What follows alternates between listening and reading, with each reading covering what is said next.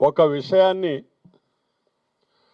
అసత్యమైనటువంటి విషయాన్ని పదే పదే ఒక 100 సార్లు చెప్పినట్లయితే అదే నిజమని ప్రజలు నమ్మే స్థాయికి వస్తారనేటటువంటి గోబెల్స్ ప్రచారం వ్యూహాన్ని మనసా వాచా నమ్మినటువంటి వ్యక్తి ఈనాటి కూటమి ప్రభుత్వ ముఖ్యమంత్రి శ్రీ నారా చంద్రబాబు నాయుడు గారని మనం చేస్తున్నాం. తిరుపతి తిరుమల దేవస్థానానికి సంబంధించినటువంటి లడ్డు విషయంలో అవినీతి జరిగిందని, కల్తీ జరిగిందని వివిధ రకాలైనటువంటి అభిప్రాయాలతో ప్రజల విశ్వాసంతో పూర్తిగా అతను చెలగాటమాడినటువంటి పరిస్థితులు మొన్న అందరం కూడా చూసాం. వారికి తోడుగా ఉప ముఖ్యమంత్రి గారైనటువంటి శ్రీ పవన్ కళ్యాణ్ గారు కూడా వాస్తవ పరిస్థితుల్ని పరిగణనలోకి తీసుకోకుండా ఎవరి ఇష్టం వచ్చినట్టు వాళ్ళు, అదే రకంగా ఇంకొక మంత్రి గారు శ్రీ నారా లోకేష్ గారు, ఇది మాట్లాడవచ్చునా, మాట్లాడితే దాన్ని మనం నిరూపణ చేయగలమా, లేకుంటే 10 మందిలో అబాసుపాలు అవుతామేమో అనే ఆలోచన కూడా లేకుండా ఎవరికి తగింది వారు ప్రజల్లో వైఎస్ఆర్ కాంగ్రెస్ పార్టీని దోషిగా నిలబెడుతూ ఆ వ్యవస్థలో ఉన్నటువంటి వ్యక్తులు గతంలో ఆ సంస్థలో పనిచేసినటువంటి భూమన కరుణాకర్ రెడ్డి గారి మీద కానీ, వైవి సుబ్బారెడ్డి గారి మీద కానీ లేనిపోని నిందలు వేస్తూ వారు చేసినటువంటి అసత్య ప్రచారాలు చూసిన తర్వాత మేమందరం కూడా వైఎస్ఆర్ కాంగ్రెస్ పార్టీ కార్యకర్తలుగా దూకుడుగా పోకుండా, అనవసరమైన మాటలు మాట్లాడకుండా అసలు విచారణలో ఏమి తేలుతుందో చూస్తామని చెప్పి ఇంతవరకు మౌనంగా ఉన్న తర్వాత సిబిఐ ఛార్జ్ షీట్ చూసిన తర్వాత వారికి ఒక్క ప్రశ్న వేయాలనిపించింది. అందుకనే మేము ఈరోజు అందరం కూడా ఈ సమావేశానికి వచ్చామండి. మేమందరం కూడా హిందువులం, హైందవం. ఈ దేశానికి 75-80% మంది హిందువులు. అందరూ కూడా శ్రీ వెంకటేశ్వర స్వామిని కలియుగ దైవంగా భావించి దేశవ్యాప్తంగా భక్తులు తిరుమల కొండకు రావటం జరుగుతుంది. రోజుకి సుమారు 70,000 మంది నుంచి 1,00,000 మంది వరకు వస్తారు. వచ్చిన ప్రతి ఒక్క భక్తుడు కూడా ఆ స్వామిని దర్శించుకున్న తర్వాత ప్రసాదంగా శ్రీవారి లడ్డూని కొనుగోలు చేసి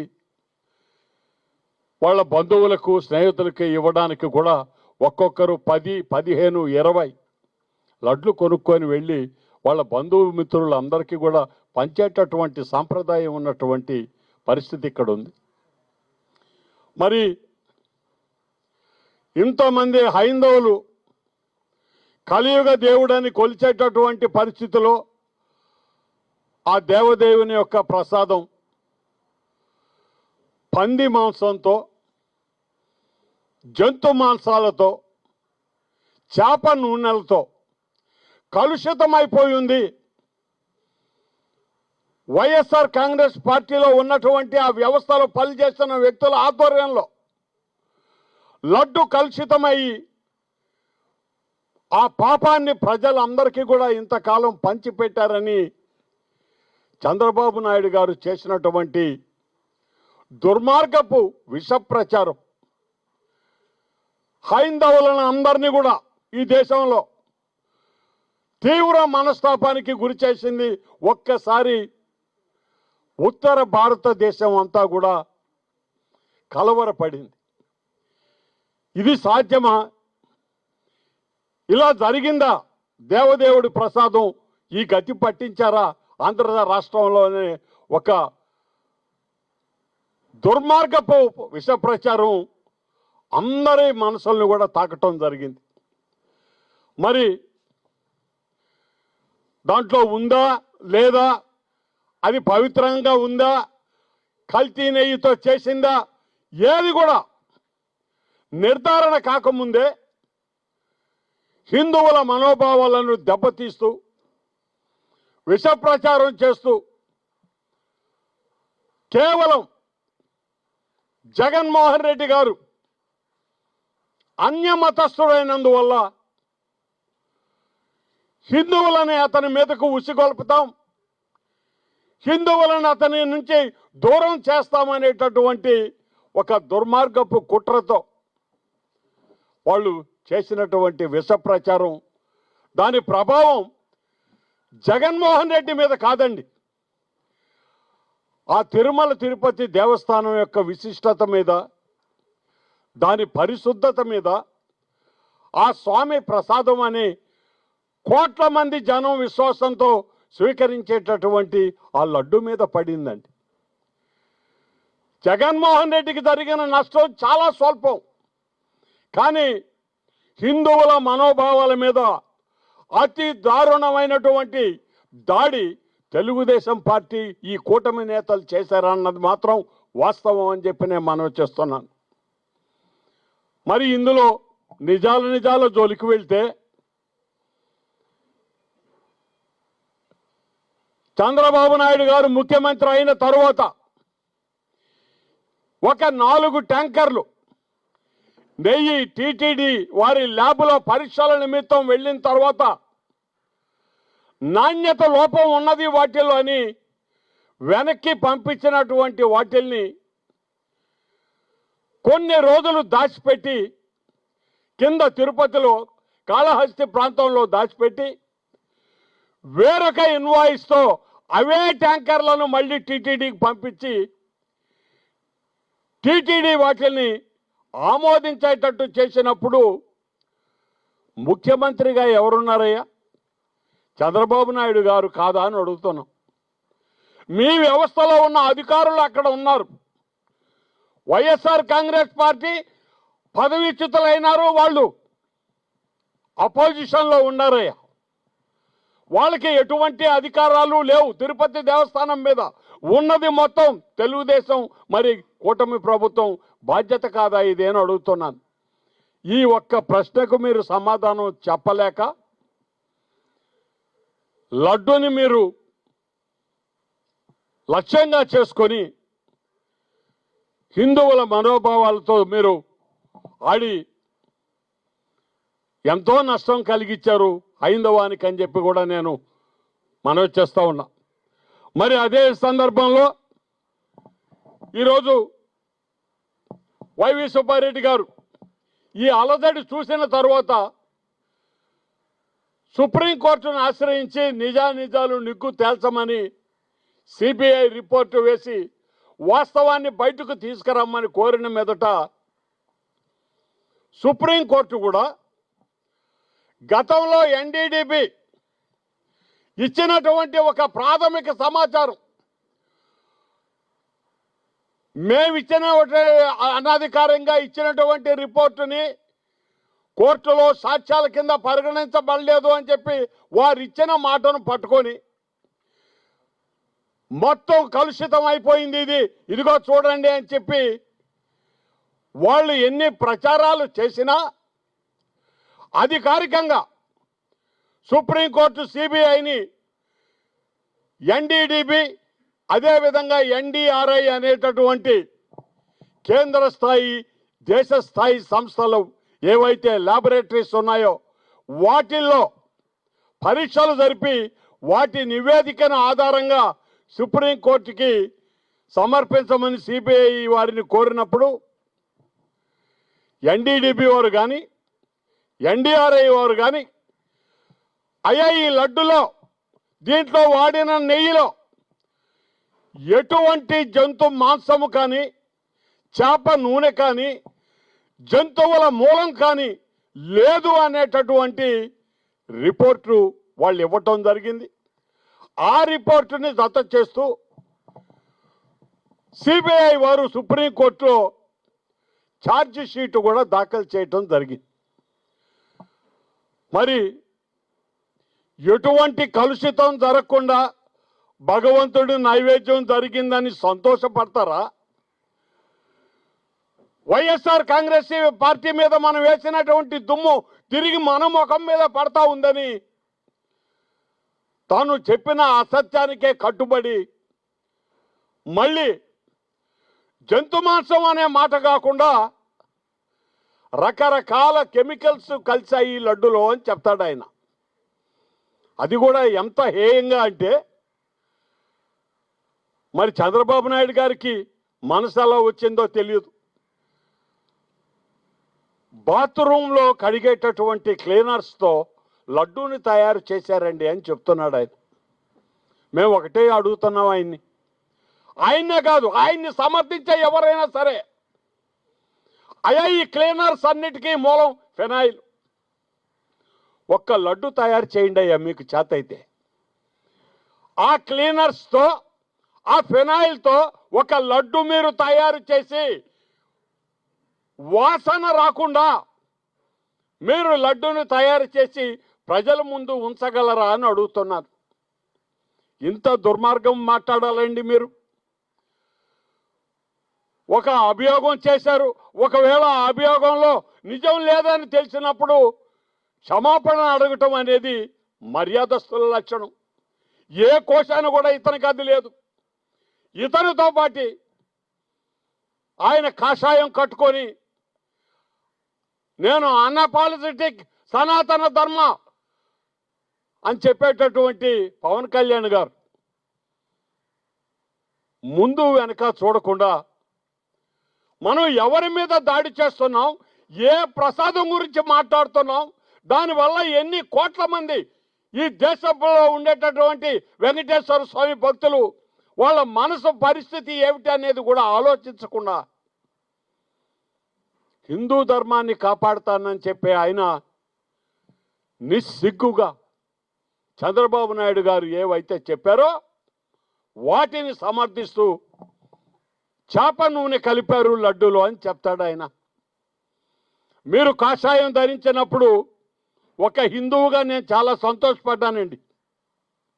ఎందుకంటే ఎవరో మత ప్రచారకులు, హిందూ ధర్మ ప్రచారకులు తప్ప రాజకీయ పార్టీలలో ఉండేవాళ్ళు కాషాయ బట్టలను కట్టుకొని ఈ హిందూ ధార్మిక సంస్థలకు సంబంధం లేకుండా నేను హిందూవాదిని, హిందూ ధర్మాన్ని కాపాడే వ్యక్తినని మీరు కాషాయం కట్టుకున్న రోజు ఒక హిందువుగా మేము ఎంతో గర్వపడ్డాం. కానీ మీరు చేసిన పొరపాటు ఏమిటో ఒక్కటిసారి గమనించాల్సిందిగా కోరుతున్నాం. పవన్ కళ్యాణ్ గారు,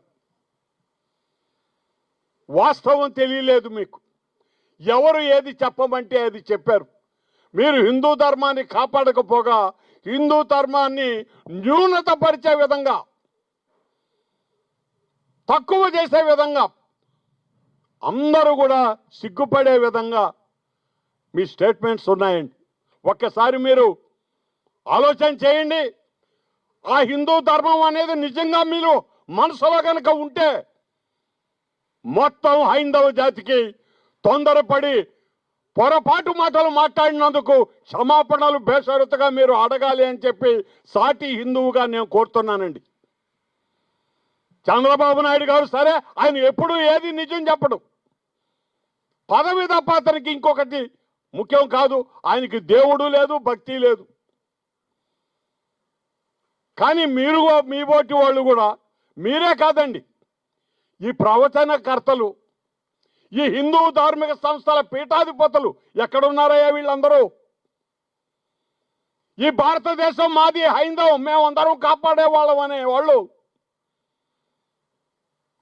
ఒక భగవంతుడి ప్రసాదం మీద రాజకీయంగా ఇన్ని కుట్రలు జరుగుతూ ఉంటే కనీసం మీరు నిగ్గు తేలిన తర్వాత కూడా క్షమాపణలు చెప్పాలి చంద్రబాబు నాయుడు గారని మీరు అడగలేరా అని అడుగుతున్నాం ఈ హిందూ ధార్మిక సంస్థల అధిపతుల్ని పీఠాధిపతుల్ని కూడా.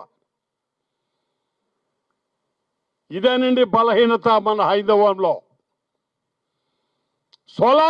స్వలాభాపేక్ష తప్ప ఆ జాతి గౌరవం, ఆ హైందత్వ విలువను కాపాడేదానికి ముందు మనం మనసా వాచా తయారైతేనే మీ పీఠాలకి, మీ మఠాధిపతులకి ఈ దేశంలో గౌరవం లభిస్తుందని కూడా నేను ఈ సందర్భంగా మనవి చేస్తా ఉన్నా. ఎందుకంటే ఒక రాజకీయ అంశానికి ముడిపెట్టారండి దీన్ని. అతను ఎవరో ఒక క్రైస్తవ మతానికి సంబంధించినటువంటి వ్యక్తి. హిందువుల్ని మనం రాజకీయంగా జగన్మోహన్ రెడ్డి గారికి దూరం చేయొచ్చు మనం ఇది వాడుకుంటేనని ఆ భగవంతుడి ప్రసాదాన్ని రాజకీయానికి వాడితే అందరూ నిమ్మకు నీరెత్తినట్టు చూస్తూ ఉన్నారయ్యా మీరు. ఈరోజు నిజం తెలిసిన విషయం సిబిఐ సాక్షిగా, సుప్రీంకోర్టు సాక్షిగా ఛార్జ్ షీట్లోనే పెట్టారు. మరి ఈరోజు మీరు స్పందించకుండా ఎందుకు ఊరుకున్నారని చెప్పి ఈ ప్రవచనకర్తల్ని కూడా అడుగుతున్నానండి.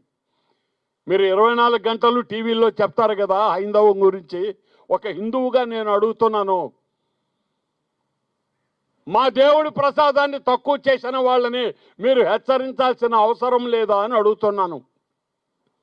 మరి అదేవిధంగా ఈరోజు ఈ ఎన్డీడీబీ, ఎన్డీఆర్ఐ ఈ సంస్థలు ఎక్కడవండి? కేంద్ర ప్రభుత్వ ఆధీనంలో ఒక కేంద్ర మంత్రి స్థాయి ఇన్స్టిట్యూషన్స్ అయ్యాయి. గవర్నమెంట్ ఎవరిది ఉందండి? పైన ఉన్నటువంటి కేంద్ర ప్రభుత్వం గారి ఆ స్థాయికి సంబంధించిన ఇన్స్టిట్యూషన్స్ నుంచి వచ్చిన ఒక నివేదికని ఆధారం చేసుకున్నప్పుడు ప్రతి ఒక్కరు కూడా దానిని ఈ దేశవ్యాప్తంగా ఆలోచించాల్సిన అవసరం లేదా? ఈ దుర్మార్గపు చర్య మీద స్పందించాల్సినటువంటి అవసరం లేదా? ఈరోజు ఇది అన్నారండి, రేపు ఇంకొకటి అంటారయ్యా. మతాలకు తక్కువ లేదు ఈ దేశంలో,